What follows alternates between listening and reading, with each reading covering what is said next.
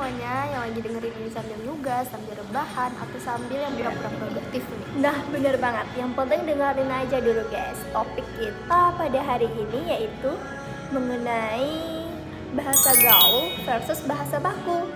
Nah, karena ya dua-duanya itu kayak penting banget sih di dunia perkuliahan. Kita juga harus bisa pakai bahasa formal, tapi kita juga harus bisa nyantai-nyantai gitu biar nggak kaku. Nah, contohnya tuh kayak kita ngirim pesan ke dosen nih.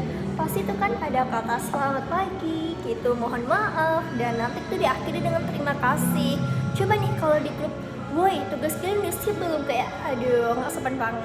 Iya gitu. lagi, atau kalau kita lagi habis ngirim email nih ke dosen yang udah ngechatnya tuh super formal gitu loh, terus kita langsung pindah ke chat grup terus langsung bilang, woi kaku banget bahasa aku barusan. Itu dia, kita tuh harus bisa nge-switch antara dua bahasa tersebut, karena bahasa itu kayak pakaian gitu loh.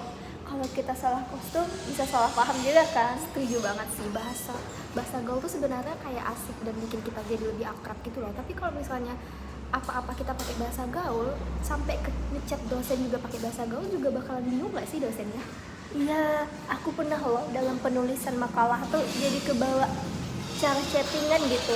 Dimana dalam makalah tuh aku bilang gini, hal ini tuh penting banget loh, karena jadi nggak baku lagi kan makalah aku jadinya.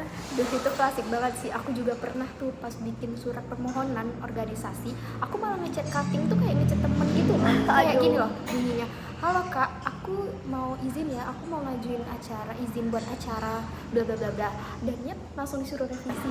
Aduh ya ampun. Tapi menurut aku ya itu wajar loh, karena kan kita itu udah sering nih gunain bahasa yang santai, jadi pasti agak sulit dikit nih untuk balik ke bahasa baku.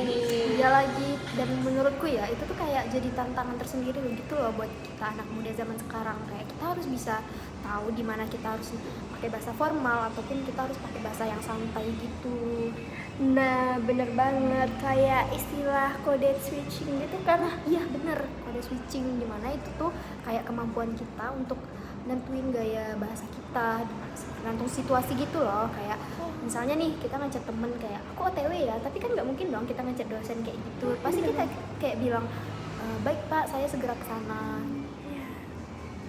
Nah bener banget nih Cin, apalagi kan kalau untuk kita mahasiswa nih yang mau masuk dunia kerja, karena dunia kerja itu terkenal banget dengan formal, tapi ya bisa sih untuk sedikit gaul. Bener sih, tapi ya kadang aku juga ikutan mikir sih, kenapa sih bahasa gaul itu ya kayak cepet banget berubah gitu. Dulu kan kita tuh ada istilah yang kayak cius atau gemesin parah gitu. Sekarang tuh kayak udah pakai bahasa yang baru tuh kayak gemoy atau valid gitu-gitu. Nah ya, karena istilahnya tuh gini loh, bahasa tuh di setiap generasi punya cirinya. Kalau dulu tuh alay, itu jadi keren banget kan. Nah sekarang udah jadi si cringe itu. Nah yang lucunya ya, kadang kita tuh kayak kebawa-bawa gitu loh bahasa yang dari media sosial, kayak plot twistnya nih gitu kan, padahal itu dari aplikasi TikTok ya bahasanya. Nah bener banget, tapi sih itu loh letak asiknya, karena nih bahasa gaul itu bikin komunikasi kita itu lagi lebih kreatif gitu.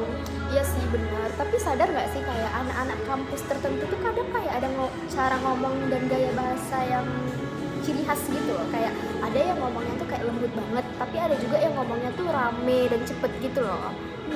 Ya tapi yang paling penting menurut aku itu jangan sampai bahasa gaul yang kita gunain itu bikin orang nggak paham gitu ya, karena kan kita itu menggunakan bahasa untuk nyampein pesan kan. Jangan sampai orang tuh kayak nggak ngerti dia ngomong apa gitu, jangan sampai bikin orang tuh bingung guys. Bener banget, dan menurutku ya kayak penggunaan bahasa yang baik tuh kayak kita nggak harus formal-formal juga, tapi kayak kita harus tepat sasaran aja sih ngomongnya.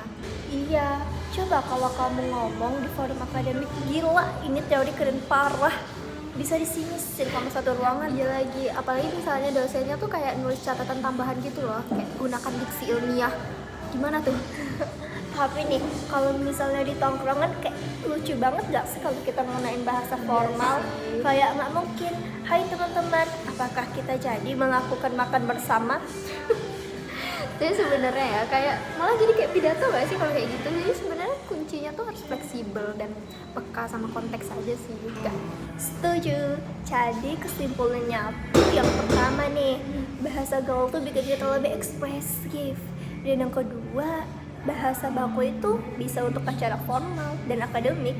Dan yang paling penting nih, asal kita tahu deh di mana tempat dan waktu untuk menggunakan bahasa tersebut. Wih, berarti ini udah dirangkum banget nih ya. Aku tambahin dikit lah ya. Jadi dua-duanya tuh sebenarnya penting banget kita pelajari karena itu tuh kayak nunjukin kita tuh bisa adaptif gitu loh. Apalagi di dunia sekarang tuh serba cepat berubah sih. Betul banget.